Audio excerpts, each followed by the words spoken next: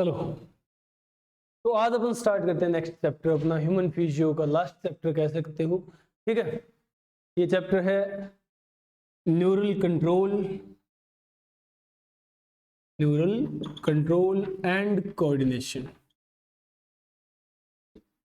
Neural control and coordination clear है, समझ रहे हो। जनरली हम लोग इसे न्यूरल सिस्टम के नाम से जानते हैं। न्यूरल सिस्टम या फिर तुम लोगों को एक टर्म और देखने को मिलेगी, नर्वस सिस्टम। क्लियर है। अब डिफरेंस क्या है भाई, कहीं न्यूरल सिस्टम लिखा मिलता है, कहीं नर्वस सिस्टम लिखा मिलता है। ऐसा क्या है, मतलब इन दोनों टर्म्स में फर्क क्या है, डिफरेंस क्या है इन दोनों टर्म्स में। अगर बात की जाए तो ये दोनों टर्म्स हालांकि बेसिकली कोई डिफरेंस नहीं है इन दोनों में, बट इनके यूज का क्राइटेरिया डिफरेंट हो जाता है। कैसे कि भाई पहले पुरानी बुक्स में या पुराने नोट्स में टर्म यूज होती थी नर्वस, क्लियर, बट उसके बाद इंग्लिश में नर्वस वर्ड के लिए एक अलग ही मीनिंग ला दिया गया। ठीक है, तो फिर टर्म चेंज की और न्यूरल टर्म यूज करने लग गए। आजकल टर्म करंट में यूज होती है न्यूरल, समझ गए। तो ये न्यूरल सिस्टम या नर्वस सिस्टम, क्लियर। स्टार्ट करें तो देखो ये सिस्टम कैसा है, क्यों है। तो देखो भाई हमारी बॉडी में हर एक फंक्शन परफॉर्म करने के लिए एक अलग से सिस्टम बना हुआ है। मतलब एक अलग से पर्टिकुलर स्ट्रक्चरल ऑर्गेनाइजेशन है। जैसे खाने के लिए डाइजेस्टिव सिस्टम है, उस खाने को इंजेस्ट करना, उसे पचाना, एक्सक्रीटरी वेस्ट को निकालना, ये सब कुछ एक डाइजेस्टिव सिस्टम की एक्टिविटीज होती है। सांस लेने के लिए रेस्पिरेटरी सिस्टम है। ठीक है, ब्लड की बात करें तो सर्कुलेटरी सिस्टम है, क्लियर है। चलने फिरने की बात करें तो मूवमेंट लोकोमोशन सिस्टम है, समझ गए। अगर बात जाए हॉर्मोन्स पे तो एंडोक्राइन सिस्टम है, समझ रहे हो। जो यूरिन बनता है उसे निकालने की बात करें तो एक्सक्रीटरी सिस्टम है।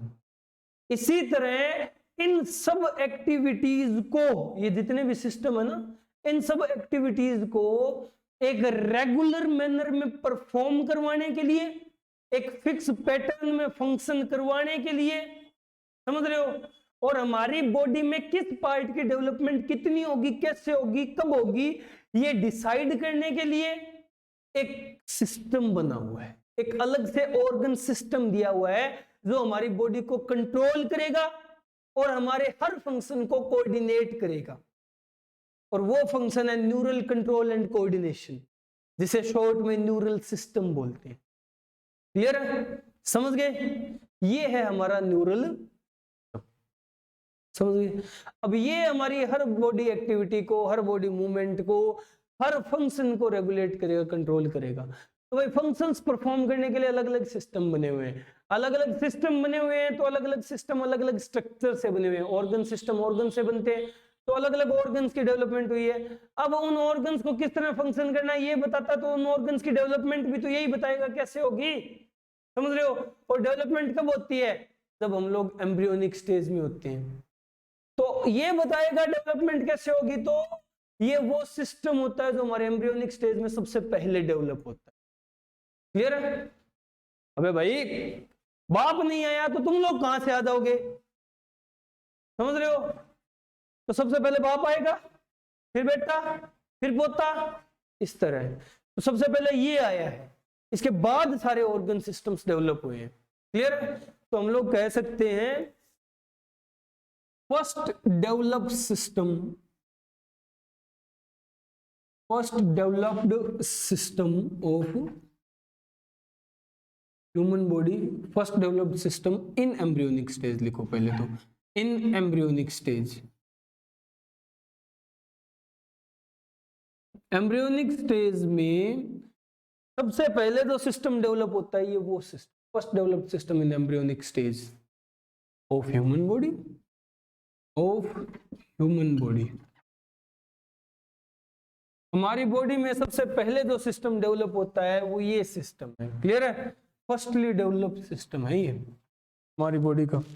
चलो अगर देखा जाए भी फर्स्टली डेवलप्ड सिस्टम है और किस तरह से काम करता है, तो देखो ये जो सिस्टम है ये रेगुलेट करेगा हर एक एक्टिविटी को। अगर हम लोग डिटेल में जाएं, भाई हम लोगों ने अब तक जितने भी पार्ट पढ़े सब में कहा इसका ओरिजिन एक्टोडर्म से, इसका मेसोडर्म से, इसका एंडोडर्म से, अलग अलग बात की हम लोगों ने, है ना।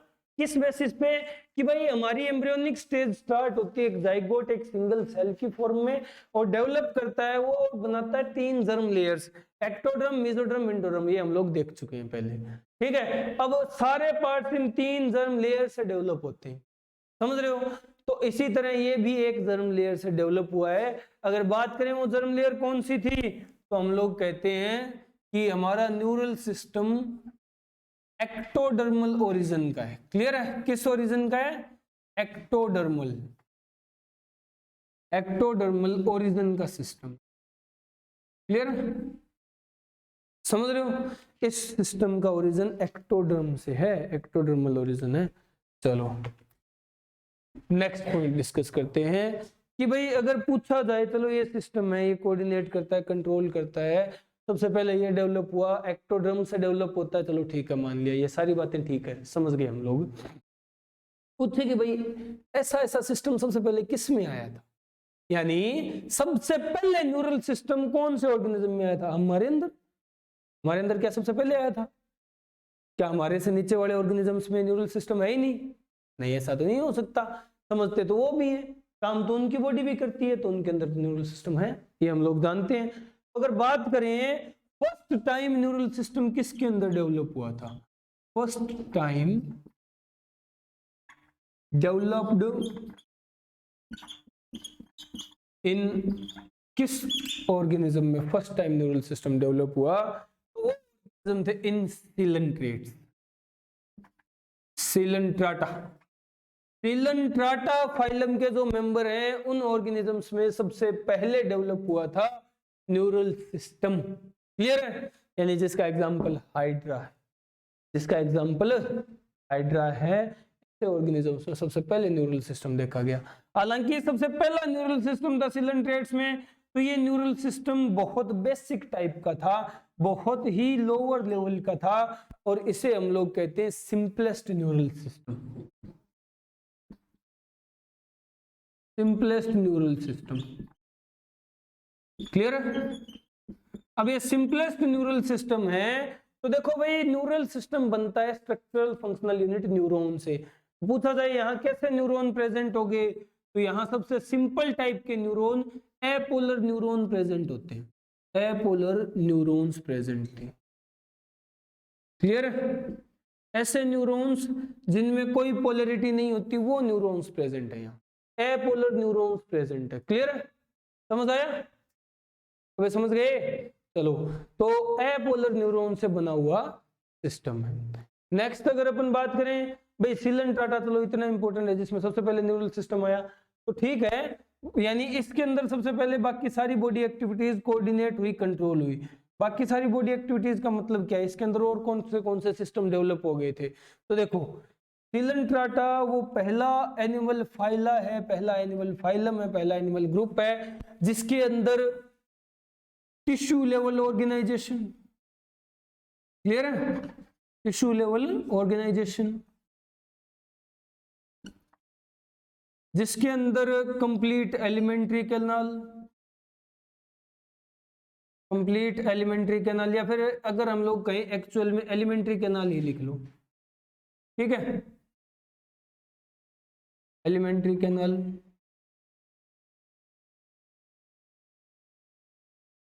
ऐसे स्ट्रक्चर सबसे पहले आए थे, ग्रुप है, और इस ग्रुप के मेंबर हैं, जैसे एग्जांपल के तौर पे हम लोग कहते हैं हाइड्रा, ठीक है, हाइड्रा, जेलीफिश वगैरह इस ग्रुप के मेंबर हैं। इनके अंदर ये सारे स्ट्रक्चर फर्स्ट टाइम डेवलप हुए थे। क्लियर है, पहली बार डेवलप हुए स्ट्रक्चर से, समझ रहे हो, ये है, ये सिलेंट्राटा है।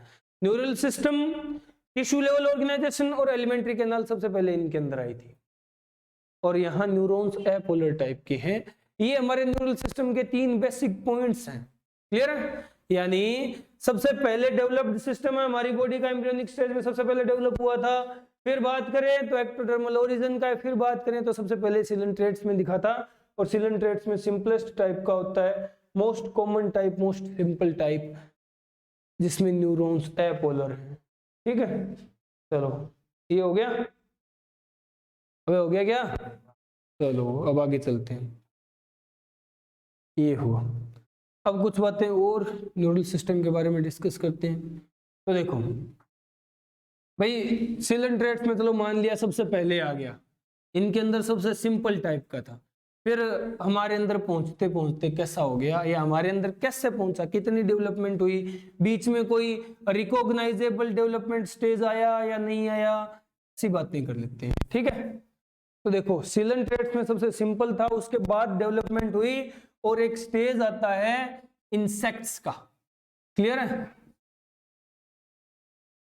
इंसेक्ट्स में यानी आर्थ्रोपोडा फाइलम के मेंबर्स में ये ऐसे ऑर्गेनिज्म के थे जिनके अंदर न्यूरल सिस्टम डेवलप हो चुका था।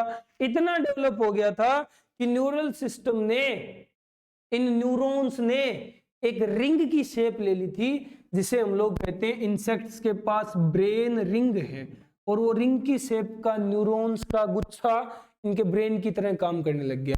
तो इनके पास ब्रेन रिंग है, या फिर हम लोग इसे कहते हैं कि गैंग्लियोन है। गैंग्लियोन है, ये स्ट्रक्चर आ गया था इंसेक्ट्स के पास, आर्थ्रोपोड्स के पास। समझ रहे हो? इस तरह की डेवलपमेंट देखी जाती है भाई। इसके बाद फर्दर डेवलपमेंट की बात करें तो इसके बाद फर्दर डेवलपमेंट हुई है जो रिकॉग्नाइजेबल है हम यानी वर्टिब्रेट्स में, वर्टिब्रेटा में, वर्टिब्रेट्स में या वर्टिब्रेटा फाइलम के ऑर्गेनिजम्स में डेवलपमेंट हुई है। ये डेवलपमेंट कैसी थी भाई? यहाँ इतना डेवलप हुआ, इतना डेवलप हुआ हमारा न्यूरल सिस्टम में कि हमारी औकात से ही बाहर हो गया। समझ रहे हो? मतलब यहाँ वर्टिब्रेट्स के अंदर मोस्ट डेवलप्ड न्यूरल सिस्टम है।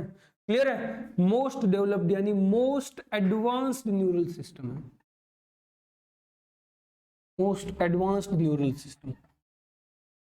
इतना एडवांस है कि अब तक हम ही नहीं समझ पाए हैं कि इसकी कैपेसिटी क्या है, कितना एडवांस है, कितना डेवलप्ड है। यानी हमारे ही औकात से बाहर। वर्टिब्रेट्स में हम लोग सबसे हायर में आते हैं, तो हमारे अंदर सबसे ज्यादा डेवलप्ड है, और इतना डेवलप है कि हमारी औकात से बाहर है। हम लोग इसका 10% भी यूज नहीं कर पाते अगर एक्चुअल बात करें तो। ठीक है, आइंस्टीन था जो 10% के लगभग पहुंचा था, हम लोग 10% भी यूज नहीं करते। तो सोचो अगर सारा यूज किया जाए तो कितना क्या कुछ होगा। समझ रहे हो? ये हमारे ब्रेन की, हमारे न्यूरल सिस्टम की कैपेसिटी है। समझ गए? इतना एडवांस है। क्लियर है? चलो, ये है हमारे न्यूरल सिस्टम की कैरेक्टर। समझ आया? यानी किस तरह से डेवलपमेंट हुई है, ये बात की। ये दोनों पॉइंट नोट करो, इंपॉर्टेंट है। कर लिए? चलो अब इसके बाद आगे चलते हैं। अब अपन बात करेंगे भाई किस चीज की? तो देखो अब हम बात करते हैं कि न्यूरल सिस्टम है, सिस्टम यानी ऑर्गन सिस्टम है, बहुत सारे ऑर्गन से मिलकर के बना होगा। ऑर्गन से मिलकर के बना, ऑर्गन्स की अगर कहें, ऑर्गन्स में भी ये टिश्यू से मिलकर के बना है ना। टिश्यू की अगर बात करें तो टिश्यू भी सेल्स से मिलकर के बनता है। क्लियर है? यानी सेल्स की ऑर्गेनाइजेशन है। अब सेल्स जानने हमें कौन से हैं, यानी न्यूरॉन्स किस तरह के सेल हैं, तो हम लोग बात करते हैं न्यूरॉन्स के बने हुए ग्रुप की, यानी टिश्यू की।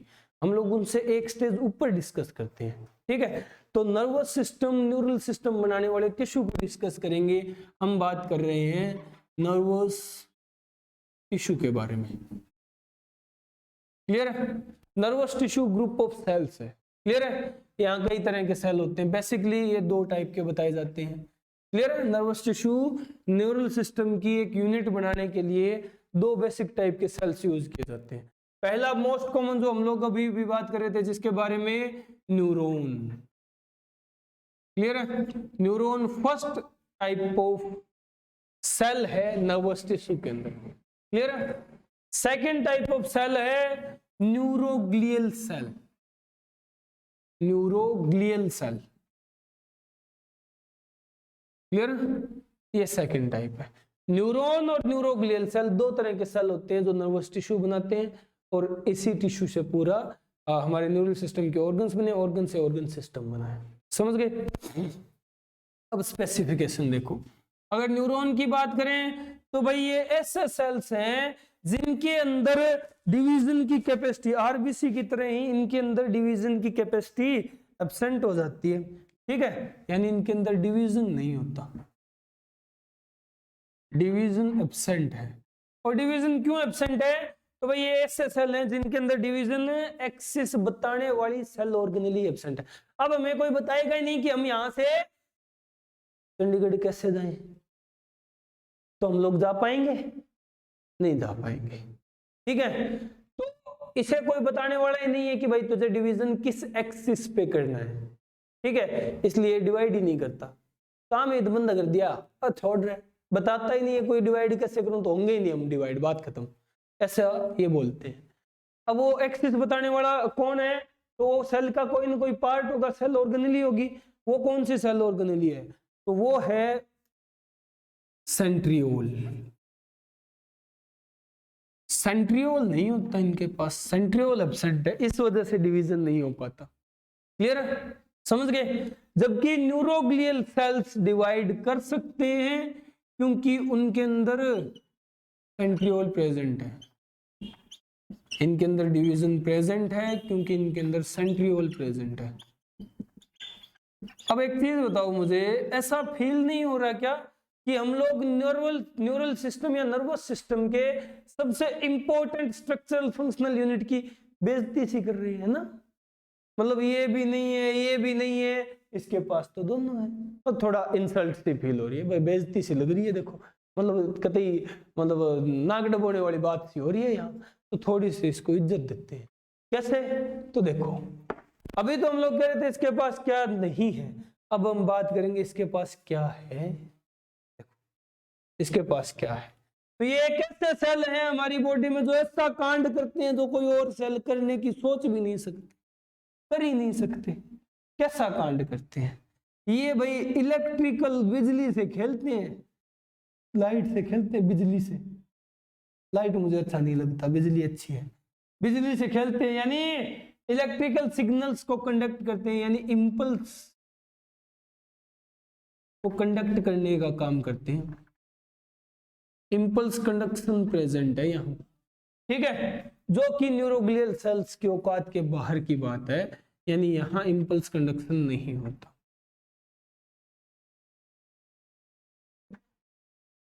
इंपल्स कंडक्शन नहीं होता। हाँ अब थोड़ा लग रहा है उसने 2 मारे, हमने 1 मार के बराबर किया है, बराबर तो नहीं हुए, फिर थोड़ा सा मन को संतुष्टि है। चलो अब नेक्स्ट, भाई अगर बात की जाए तो ये पूरे हमारे बॉडी के अंदर ऐसे सेल हैं जिनके पास एक स्पेशल स्ट्रक्चर निसेल्स ग्रेन्यूल्स प्रेजेंट हैं जो किसी के पास नहीं होते। निसेल्स granules,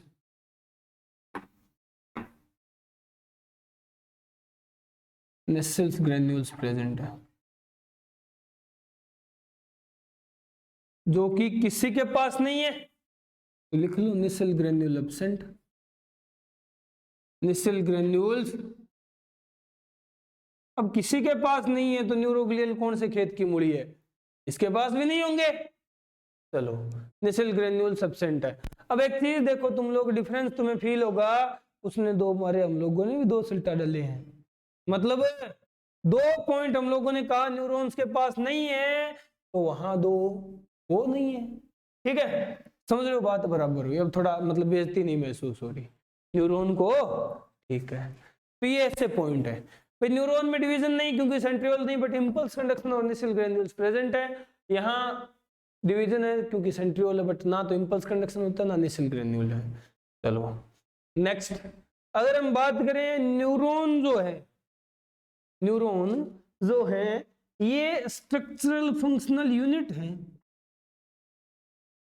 structural and functional unit है, functional unit of neural system,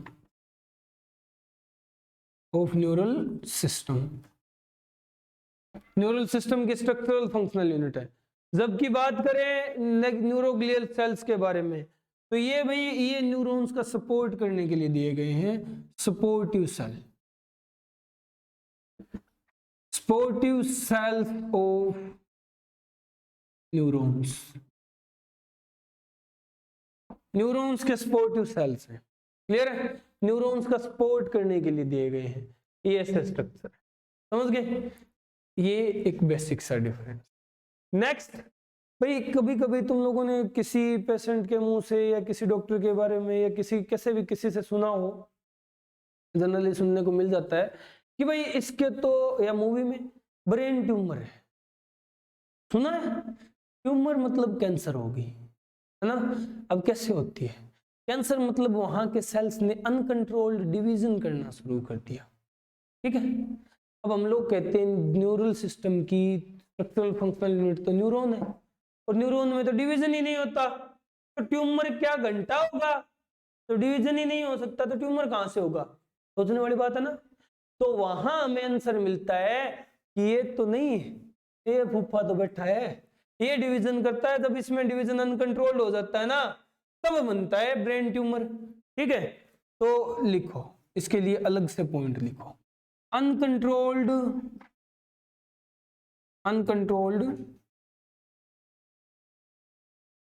division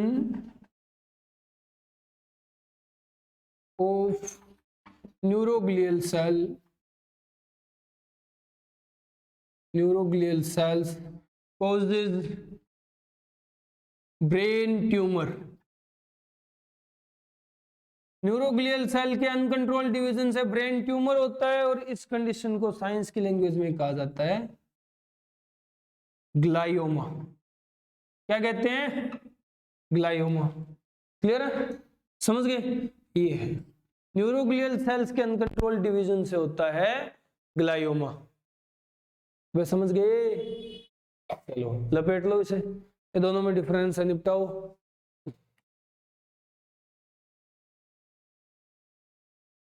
हो गया, जल्दी करो।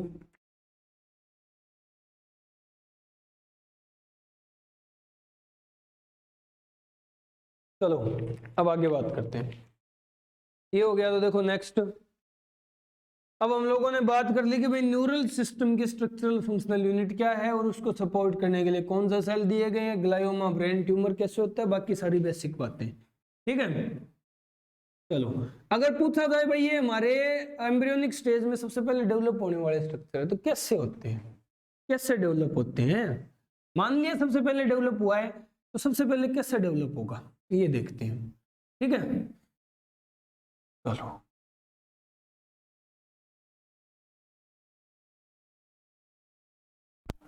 इसकी डेवलपमेंट देखते हैं हमारे न्यूरल सिस्टम की। तो कभी कभार तुम लोगों ने भूले बिसरे से ये डायग्राम तो देख ही लिया होगा कहीं ना कहीं,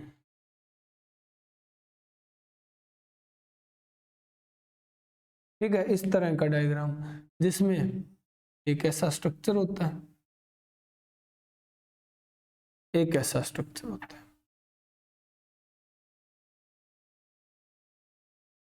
देखा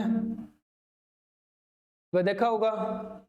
चलो तो ये कैसा डायग्राम है, ये स्ट्रक्चर्स क्या है, ये एम्ब्रियोनिक स्टेज को रिप्रेजेंट करने वाला डायग्राम, और कोर्डेटा यानी वर्टिब्रेटा के एम्ब्रियोनिक स्टेज को रिप्रेजेंट करने वाला डायग्राम है। देखो क्या होता है यहाँ, ये जो स्ट्रक्चर जो हमें आउटर में दिख रही है, इस स्ट्रक्चर को कहा जाता है, ये स्ट्रक्चर नोटो, या सॉरी इसे कहा जाता है, ये स्ट्रक्चर है नर्व कॉर्ड, क्लियर है, समझ गए। और ये जो स्ट्रक्चर है ये है नोटोकॉर्ड, क्लियर, नर्व कॉर्ड है और नोटोकॉर्ड है। तो देखो ये स्ट्रक्चर किस तरह से डेवलप होते हैं, इनसे डेवलपमेंट कैसे होती है। तो जो नर्व कॉर्ड जो स्ट्रक्चर है ये बाई ओरिजिन एक्टोडर्मल है, बाई ओरिजिन एक्टोडर्मल है, और नोटोकॉर्ड जो स्ट्रक्चर है ये बाई ओरिजिन मीजोडर्मल है, मीजोडर्मल है। अब इनकी होती है डेवलपमेंट, ठीक है। नोटोकॉर्ड जो है ये डेवलप होकर के दो पार्ट्स में डेवलप होती है, मतलब दो पार्ट्स में डिफरेंशिएट हो जाती है, और इसी तरह नोटोकॉर्ड भी, नर्व कॉर्ड और नोटोकॉर्ड दोनों दो दो पार्ट्स में डेवलप होती है। कैसे, तो नर्व कॉर्ड की डेवलपमेंट से, नर्व कॉर्ड की डेवलपमेंट से बनने वाले दो पार्ट हैं, एक तो हमारा ब्रेन और एक हमारी स्पाइनल कॉर्ड, ब्रेन और स्पाइनल कॉर्ड। क्लियर है? जबकि नोटोकॉर्ड की डेवलपमेंट से बनने वाले पार्ट, ये दो स्ट्रक्चर्स हैं, एक हमारा क्रेनियम और एक वर्टिब्रल कॉलम, वर्टिब्रल कॉलम। ठीक है? अब ये इस तरह से हम लोग क्यों पढ़ रहे हैं? तो भाई देखो, हमें तो सिर्फ ये पढ़ना था हमारे न्यूरल सिस्टम की डेवलपमेंट कैसे होती है। अबे तो कदो न्यूरल सिस्टम ऑर्गन सिस्टम, और ऑर्गन सिस्टम बनता है ऑर्गन से, और यही दो मेन ऑर्गन है हमारे न्यूरल सिस्टम के, समझ रहे हो? इन्हीं से न्यूरल सिस्टम बना है, ब्रेन और स्पाइनल कॉर्ड से। क्लियर है? तो ब्रेन और स्पाइनल कॉर्ड, ब्रेन इस तरह का स्ट्रक्चर है, बल्जिंग पार्ट है। क्लियर है? समझ गए? और इसकी एक्सटेंशन से बनता है दूसरा स्ट्रक्चर, ये जिसे तुम लोग स्पाइनल कॉर्ड बोल रहे हो, स्पाइनल कॉर्ड बनती है। क्लियर है? समझ गए? अब देखो क्या होता है, इनको प्रोटेक्ट करने के लिए, क्यों भाई ये सबसे इंपॉर्टेंट पार्ट है हमारी बॉडी का, सबसे डेलिकेट, सबसे नाजुक हिस्सा है, समझ गए? तो इन्हें प्रोटेक्ट करना जरूरी है। अगर इन्हें प्रोटेक्ट नहीं किया गया, इन पे थोड़ा सा भी डैमेज हुआ तो काम खत्म हो सकता है, मतलब बहुत सारी इंफॉर्मेशन, बहुत सारे फंक्शंस डिस्टर्ब हो सकते हैं। तो इनके प्रोटेक्शन के लिए इनके बाहर एक कवरिंग दी जाती है इस तरह से। अब देख लो, ब्रेन को भी इनक्लोज किया गया है ऐसी कवरिंग, जिसे हम लोग बोलते हैं क्रेनियम, यानी हमारी खोपड़ी, क्रेनियम के अंदर। और स्पाइनल कॉर्ड को इनक्लोज किया गया है वर्टिब्रल कॉलम, वर्टिब्रल कॉलम के अंदर। समझ गए? इस तरह से इनको इनक्लोज किया गया है, ये स्ट्रक्चर बनाए गए हैं, और इस तरह की डेवलपमेंट होती है। समझ रहे हो? क्लियर है? समझ गए? तो ये है भाई ब्रेन स्पाइनल कॉर्ड की डेवलपमेंट हुई है, इनको इनक्लोज करने के लिए, प्रोटेक्ट करने के लिए क्रेनियम वर्टिब्रल कॉलम डेवलप हुआ है। देख लो, ये खोपड़ी, ये क्रेनियम है, इसके अंदर ब्रेन होता है, ये पीछे रीढ़ की हड्डी है, स्पाइनल कॉर्ड है, इसके अंदर, सॉरी रीढ़ की हड्डी है, वर्टिब्रल कॉलम है, इसके अंदर स्पाइनल कॉर्ड है। समझ गए? तो इस तरह की स्ट्रक्चरल डेवलपमेंट होती है। तो समझ गए? हो गया ये? जल्दी निपटाओ, जल्दी निपटाओ, जल्दी।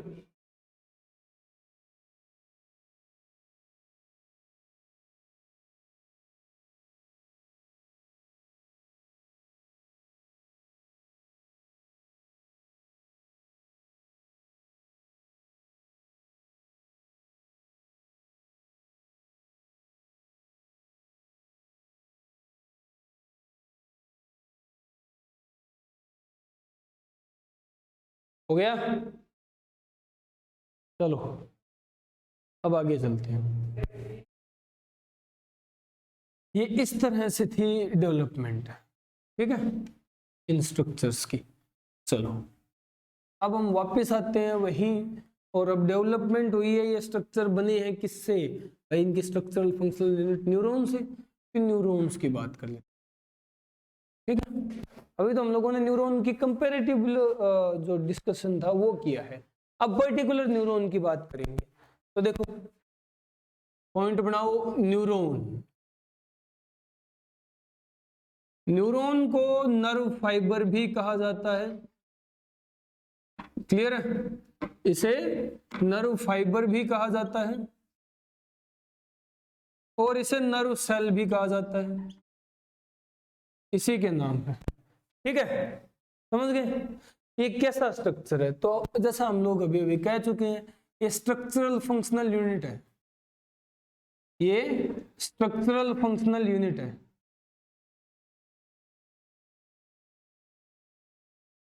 फंक्शनल यूनिट है किसकी? न्यूरल सिस्टम की, न्यूरल सिस्टम की। क्लियर है? समझ गए? नेक्स्ट पॉइंट, ये तो पहला पॉइंट। दूसरा कि भाई न्यूरॉन्स जो है ये हमारी बॉडी में प्रेजेंट सबसे लंबे सेल होते हैं, लॉन्गेस्ट सेल है, longest cells of our body, हमारी बॉडी के सबसे लंबे सेल्स हैं ये। समझ रहे हो? चलो सबसे लंबे हैं, नेक्स्ट पॉइंट भाई, अगर बात की जाए तो जैसे आरबीसी की डेवलपमेंट अरिथ्रोब्लास्ट से होती है, जैसे मसल्स की डेवलपमेंट मायोब्लास्ट से होती है, उसी तरह इनकी डेवलपमेंट न्यूरोब्लास्ट सेल से होती है। एक तरह के सेल होते हैं बॉडी में, न्यूरोब्लास्ट बोला जाता है जिन्हें। अब बायोलॉजी में जहां भी ब्लास्ट टर्म दिखे उसका मतलब फॉर्मेटिव होता है, फॉर्मेशन करने वाला।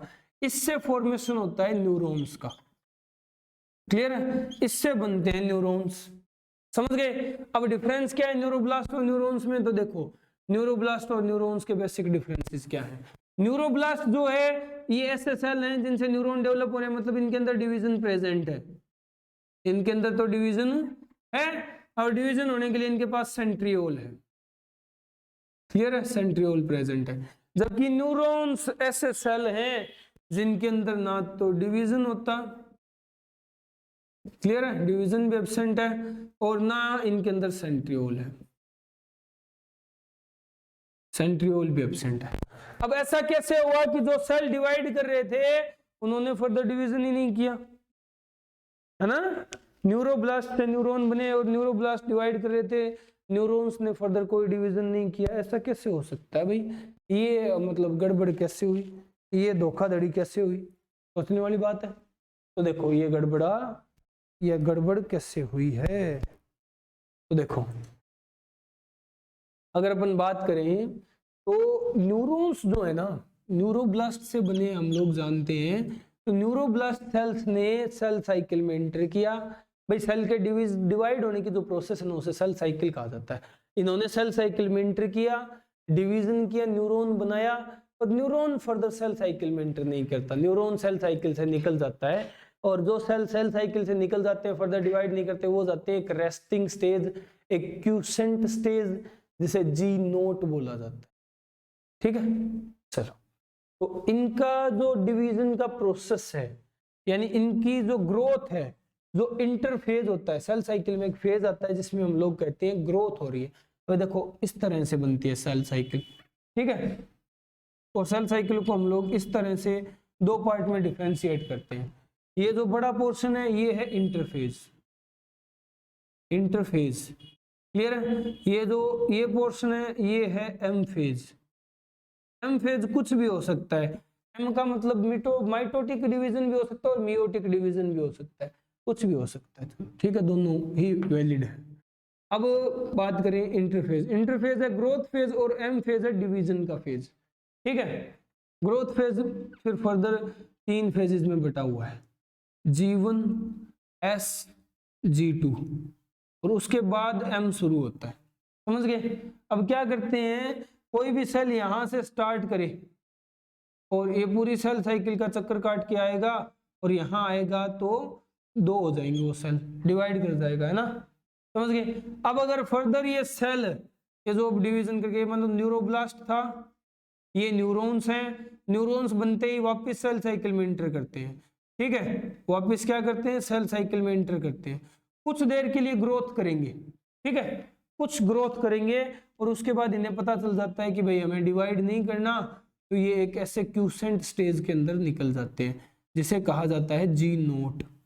समझ गए? क्लियर है? जी नोट स्टेज के अंदर चले जाते हैं जहां फर्दर डिवीजन नहीं होता, यानी ये अब सेल साइकिल से निकल चुके हैं। समझ गए? इनका जो इंटरफेज है वो जी नोट में जाकर के रुक गया। समझ रहे हो? तो हम लोग क्या कह सकते हैं, न्यूरॉन्स का जो इंटरफेज है वो जी नोट फेज में अरेस्ट हो जाता है, रुक जाता है, एक ही जगह रुक गया है। ठीक है, तो लिखो interphase arrested in G naught phase of cell cycle. Cell cycle के जी नोट फेज के अंदर इसका इंटरफेज अरेस्ट हो जाता है। यानी अगर हम लोग बताएं तो ये सेल्स डिवाइड नहीं कर सकते, तो क्या कर सकते हैं भाई, तो फिर इनके अंदर सिर्फ थोड़ी बहुत रिपेयरिंग की कैपेसिटी, या फिर हम लोग गए रीजनरेशन की। रीजनरेशन का मतलब ये नहीं न्यूरॉन टूट गया, कट गया, आधा हो गया और फिर बाकी पार्ट दोबारा डेवलप हो रहा है, उसमें रीजनरेट हो रहा है। ऐसी रीजनरेशन नहीं होगी। यहाँ रीजनरेशन का एक पर्टिकुलर टाइप होता है रिपेरेटिव रीजनरेशन, वो होगी रिपेरेटिव रीजनरेशन, ठीक है। यानी मिनिमम रीजनरेशन कैपेसिटी होगी, सबसे कम रीजनरेट करेंगे ये सेल्स, समझ रहे हो। तो लिखो मिनिमम रीजनरेशन कैपेसिटी प्रेजेंट होती है, minimum regeneration capacity, minimum regeneration capacity present है, ठीक है, समझ रहे हो। सबसे कम रीजनरेशन कैपेसिटी होती है इनके अंदर, ये है, समझ गए। चलो मिनिमम रीजनरेशन कैपेसिटी प्रेजेंट, ये इंपॉर्टेंट पॉइंट है, क्लियर। तो ये न्यूरॉन्स की कुछ बातें थी। अब अगर अपन बात करें फर्दर कुछ और पॉइंट्स डिस्कस करें न्यूरॉन्स के बारे में, तो देखो ये नोट करो पहले, फिर कुछ और पॉइंट डिस्कस करते हैं, जल्दी नोट करो, हो गया।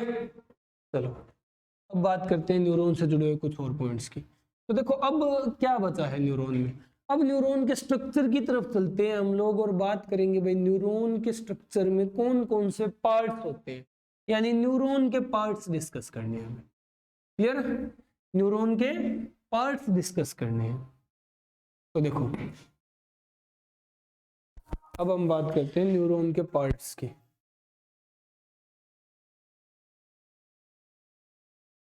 पार्ट्स की बात की जाए तो न्यूरॉन में दो पार्ट्स होते हैं, क्लियर है। दो पार्ट कौन कौन से, एक जिसे कहा जाता है साइटोन, या फिर इसके लिए वर्ड यूज होता है पेरिकार्योन, या फिर इसके लिए वर्ड यूज होता है सोमा, या फिर इसके लिए वर्ड यूज होता है cell body, cell body, clear है। ये स्ट्रक्चर होता है साइटोन, पेरिकार्योन, सोमा और सेल बॉडी एक ही पार्ट है, ठीक है, एक ही स्ट्रक्चर के नाम है, रामफली बर्तु है, ये समझ लो, ठीक है। चलो सेकंड पार्ट जो है वो क्या है, सेकंड पार्ट है इस सेल बॉडी से निकलने वाली सेल प्रोसेसेस यानी आउटग्रोथ, सेल प्रोसेसेस इसकी आउटग्रोथ।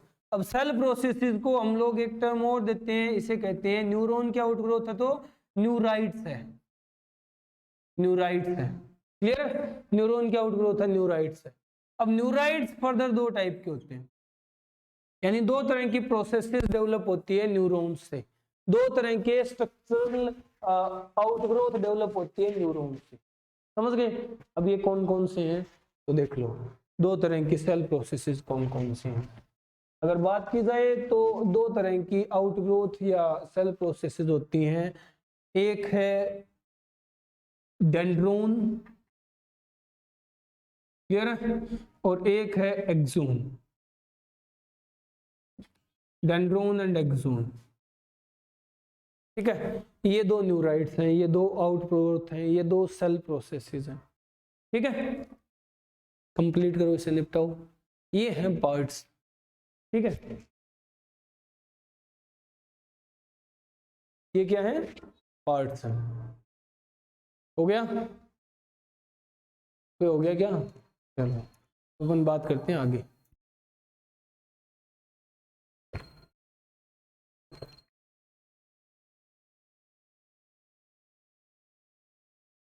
अब हम बात करते हैं भाई ये न्यूरॉन हमें दिखने में कैसा नजर आता है, इसके स्ट्रक्चर पे चलते हैं, ठीक है। चलो अब न्यूरॉन का स्ट्रक्चर बनाएंगे, और स्ट्रक्चर मोस्ट इंपॉर्टेंट पार्ट है न्यूरॉन में, ठीक है। यानी अगर हम डिस्कस करें, स्टडी करें, तो स्ट्रक्चर काफी क्वेश्चन वेटेज रखता है, न्यूरॉन का स्ट्रक्चर काफी क्वेश्चन वेटेज रखता है, काफी क्वेश्चन देता है। तो देखो अब हम बात करने वाले हैं न्यूरल सिस्टम की स्ट्रक्चरल फंक्शनल यूनिट की, स्ट्रक्चर थोड़ा ध्यान से बनाना। देखो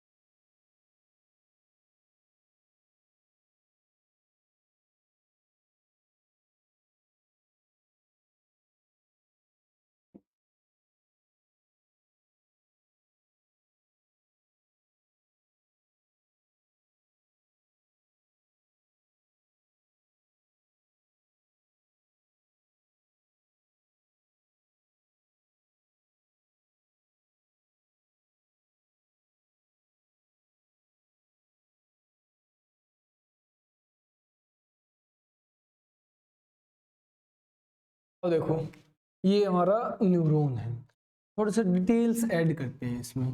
भाई ये इसका मेजर पोर्शन है, मेजर पार्ट है, यानी ये इसकी सेल बॉडी, ये इसका साइटोन है, ये इसका पेरिकार्डियन है, ये इसका सोमा है। ठीक है, अब इस सेल बॉडी, साइटोन, पेरिकार्डियन, सोमा में ही होता है न्यूरॉन का न्यूक्लियस। क्लियर है? न्यूरॉन का न्यूक्लियस होता है। और क्या क्या स्ट्रक्चर है तो देखो इसके साथ ऐड है इसकी प्रोसेसेस, यानी आउटग्रोथ। पहली प्रोसेस इस तरह से होगी, सेल बॉडी पे इस तरह से डेवलप होगी पहली process, first type of process, first type of neurite. कौन सा है? डेंड्रोन।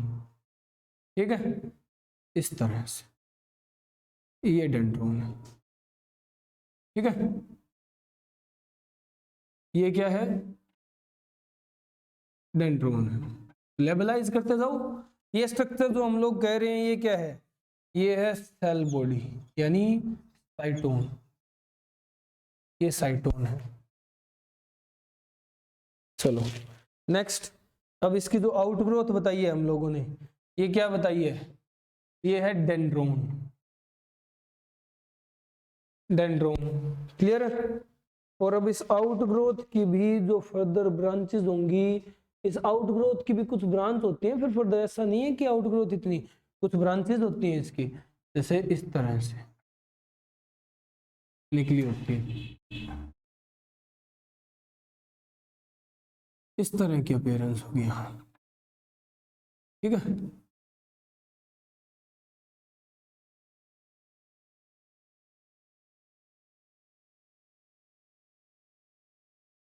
इस तरह की।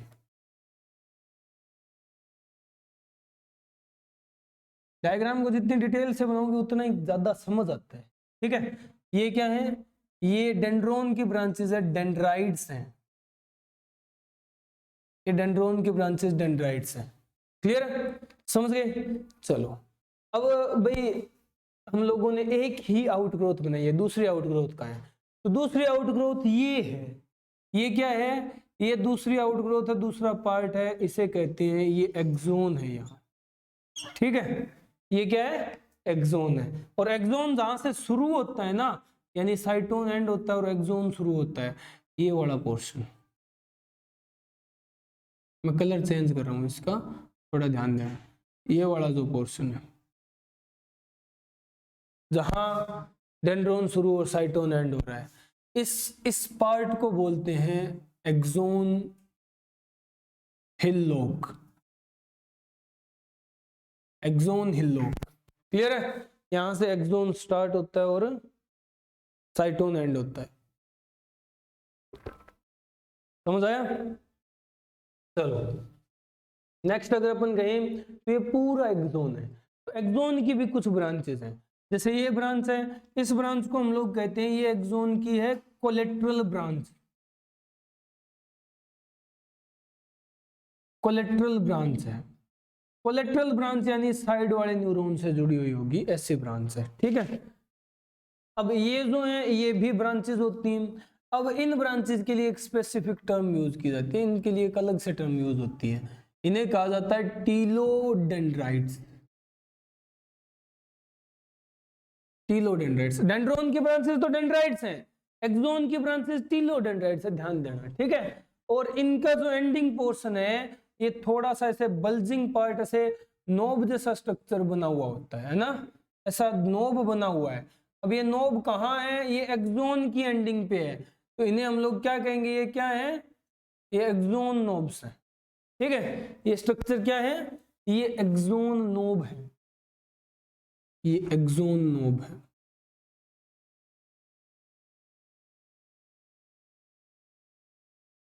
ये एक्सोन नोब है। समझ गए? ये है। अब देखो और क्या होता है भाई, सेल है, सेल का न्यूक्लियस है, बाकी सारी आउटग्रोथ बता दी। सेल के अंदर सेल का साइटोप्लाज्म तो होगा ही, तो वो साइटोप्लाज्म यहाँ कैसे होता है? हम किस सेल की बात कर रहे हैं? न्यूरॉन की। तो न्यूरॉन का साइटोप्लाज्म न्यूरोप्लाज्म होगा। ये इस तरह बिखरा हुआ है यहाँ। ठीक है, हम कलर दूसरा यूज करते हैं। ये इस तरह से इसका साइटोप्लाज्म है। ठीक है, जब तक ये फ्लूइड, ये लिक्विड साइटोन में है, सेल बॉडी में है, तब तक तो इसे न्यूरॉन का साइटोप्लाज्म यानी न्यूरोप्लाज्म कहा जाएगा। तब तक इसे क्या कहा जाएगा? न्यूरोप्लाज्म। क्लियर है?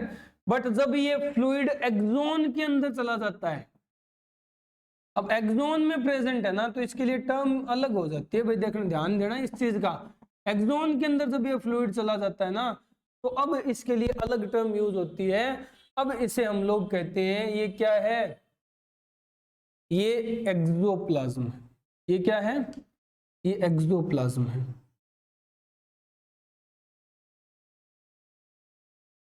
ये एक्सोप्लाज्म, अब एक्सोप्लाज्म बाहर चला गया।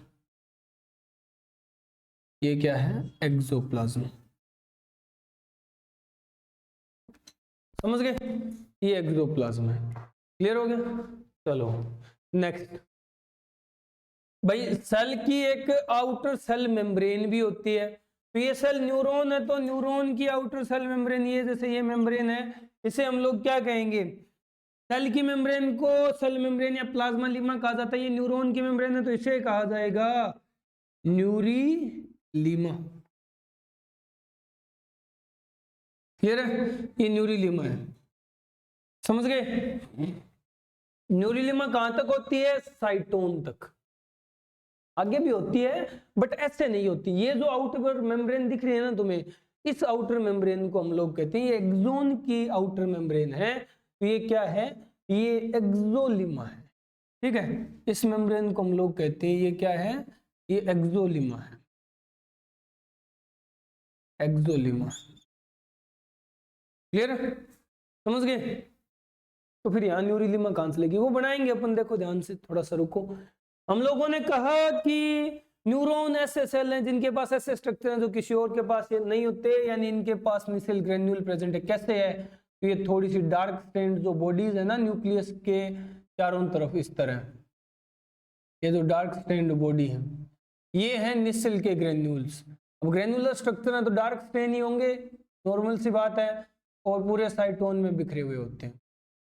ठीक है, इस तरह से। ये क्या है? ये निसेल ग्रेन्यूल्स हैं। ये क्या है? ये निसेल्स ग्रेन्यूल्स हैं। निसेल ग्रेन्यूल्स के लिए एक और टर्म यूज होती है, इन्हें कहा जाता है टिग्रोइड बॉडीज।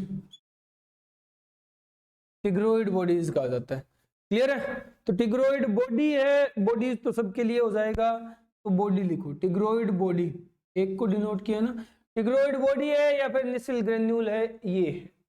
ठीक है, चलो एक यहाँ भी सेल है ना, ये न्यूरॉन एक सेल है, तो इसके अंदर कुछ फाइब्रल एलिमेंट भी प्रेजेंट होंगे। तो वो फाइबर्स कैसे होते हैं? फाइबर्स ऐसे बिखरे हुए होंगे पूरे इस न्यूरोप्लाज्म में। क्लियर है? समझ गए? ये फाइबर्स होते हैं यहाँ, ये ज्यादातर यही होंगे, इसी हिस्से में, साइटोन वाले हिस्से में ज्यादा होंगे। इन फाइबर्स को क्या कहा जाता है? ये न्यूरॉन के फाइबर्स हैं, तो इन्हें कहा जाता है न्यूरोफाइब्रिल्स। न्यूरोफाइब्रिल्स, न्यूरोफाइब्रिल्स है। क्लियर है? समझ गए? चलो नेक्स्ट। अब एक्सोन जो है ना, ये सिंपल नहीं होता, इस पे थोड़ी सी मॉडिफिकेशन होती है। यहाँ न्यूरोग्लियल सेल्स की हेल्प ली जाती है और इसको कवर किया जाता है न्यूरोग्लियल सेल से।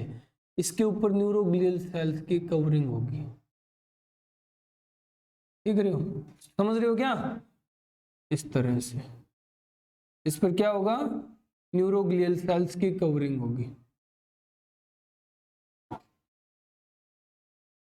इस पर इस तरह से न्यूरोग्लियल सेल्स एक कवरिंग बनाएंगे।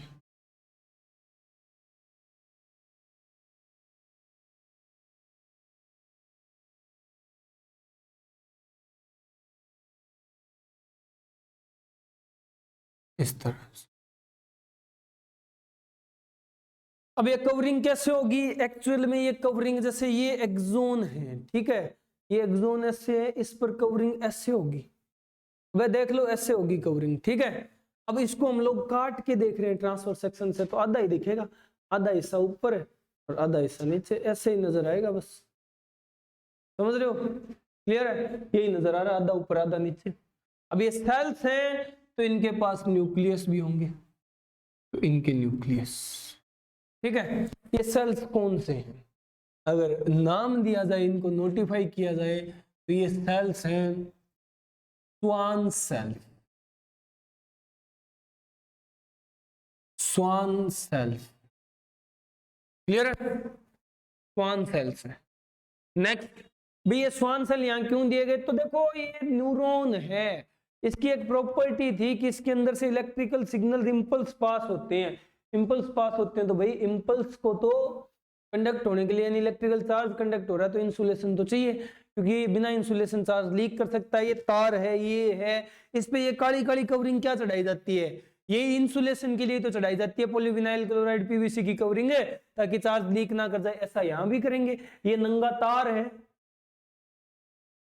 नंगा मतलब इस पे कवरिंग नहीं, उगाड़ा, इस पे कवरिंग की गई है, स्वान सेल्स के कपड़े पहनाए गए हैं ताकि लीक ना हो चार्ज। चलो, तो स्वान सेल कैसे रोकते हैं लीकेज को, लीकेज से बचाए, अच्छी नींद दिलाए, कैसे रोकते हैं, तो देखो ये इसके ऊपर एक फॉस्फोलिपिड की एक लेयर सिक्रीट करते हैं। ये क्या करते हैं, ये इसके ऊपर फॉस्फोलिपिड की एक लेयर सिक्रीट करते हैं, इस तरह से, समझ गए? फॉस्फोलिपिड की एक लेयर सिक्रीट करते हैं।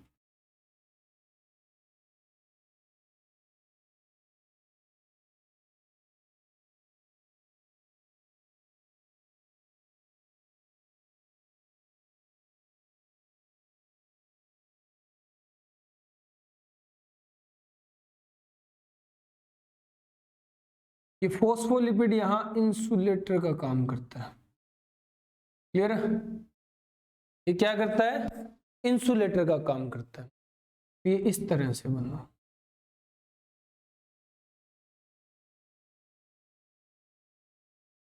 ये फॉस्फोलिपिड की लेयर है जो स्वान सेल्स ने सिक्रीट की है।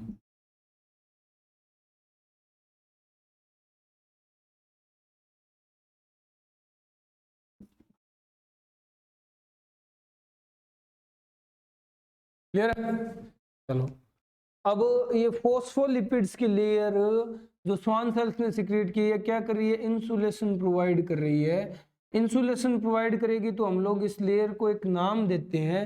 स्वान सेल्स ने जो लेयर सिक्रीट की है, इसका नाम है, इसे कहा जाता है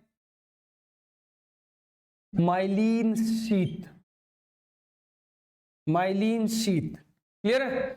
माइलिन शीथ कहा जाता है इसे, समझ रहे हो?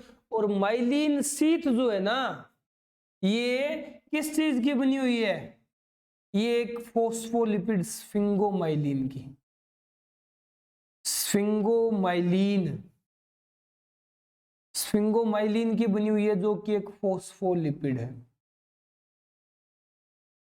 जो कि एक फॉस्फोलिपिड है, इसकी बनी हुई है माइलिन शीथ। समझ गए? तो ये कई बार क्वेश्चन पूछ लिया जाता है कि किस फॉस्फोलिपिड की या किस एलिमेंट की बनी हुई है माइलिन शीथ, तो स्फिंगोमाइलिन फॉस्फोलिपिड की बनी होती है माइलिन शीथ। अब देखो, जहां ये सेल आपस में जुड़ते हैं उस जगह माइलिन शीथ नहीं है, सेल तो है, स्वान सेल्स तो कंटिन्यूअस हैं, आपस में जुड़े हुए हैं, बट यहाँ माइलिन शीथ नहीं है ना, तो इस जगह को, इस पार्ट को जहां माइलिन शीथ नहीं होती, इसे कहा जाता है नोड ऑफ रेनवियर, हिंदी में रणवीर की गांठ, ठंडेरी वाला, रणवीर की गांठ, ठीक है। Node of Ranvier, node of Ranvier वो पार्ट है जहां माइलिन शीथ नहीं है, ठीक है, क्या नहीं है, माइलिन शीथ नहीं है, माइलिन शीथ एब्सेंट है, वो पार्ट नोड ऑफ रेनवियर है, ठीक है, समझ गए? ये है, ये माइलिन शीथ, ठीक है, किसने बनाई, स्वान सेल्स ने। और ये स्वान सेल्स में ये डॉट डॉट से हम लोगों ने क्या बनाए हैं, ये भाई ये न्यूक्लियस है, ये तुम लोग लिखना चाहो तो लिख लेना, न्यूक्लियस, स्वान सेल्स के न्यूक्लियस है, ठीक है। और ये स्ट्रक्चर, ये डायग्राम किसका है, ये स्ट्रक्चर, ये diagram neural control and coordination neural system के स्ट्रक्चरल फंक्शनल यूनिट न्यूरॉन का है। ठीक है, स्ट्रक्चरल फंक्शनल यूनिट न्यूरॉन का है। समझ गए? क्लियर हुआ ये? अबे क्लियर हुआ क्या? तो ध्यान देना, मेन पार्ट साइटोन, सोमा, पेरिकार्योन या सेल बॉडी है। इसकी प्रोसेसेस आउटग्रोथ, पहला तो डेंड्रोन, फिर है इसकी आउटग्रोथ एक्सोन। डेंड्रोन छोटे, एक्सोन बहुत बड़ा होता है, इसलिए ये हमारी बॉडी के सबसे लंबे वाले सेल्स हैं। चलो, अब एक्सोन लंबा है, चार्ज कंडक्ट करेगा, लीक होने के चांसेस हैं, तो इस पे कवरिंग दे दी गई माइलिन शीथ की। किसने बनाई? न्यूरोग्लियल सेल है, स्वान सेल्स, उन्होंने बनाई है। ठीक है, चलो, डेंड्रोन की ब्रांचेस डेंड्राइट्स, एक्सोन की ब्रांचेस टीलोडेंड्राइट, एक कोलेटरल ब्रांच होती है। क्लियर है? ब्रांच एंड होती है नोब लाइक स्ट्रक्चर में, जिन्हें कहा जाता है एक्सोन की नोब है, एक्सोन नोब है ये। समझ गए? ये क्या है? एक्सोन की नोब है, एक्सोन नोब है ये स्ट्रक्चर है। ठीक है, अब इस स्ट्रक्चर को थोड़ा सा अच्छे से निहार लो, पॉइंट्स याद कर लो, इंपॉर्टेंट है, क्वेश्चन आते हैं इस पार्ट से। ये है, ठीक है, चलो नोट डाउन करो जल्दी। हो गया? चलो, तो ये न्यूरॉन का स्ट्रक्चर था। आज इस लेक्चर में इतना ही, इससे आगे के पॉइंट हम लोग नेक्स्ट लेक्चर में डिस्कस करेंगे। Okay, thank you.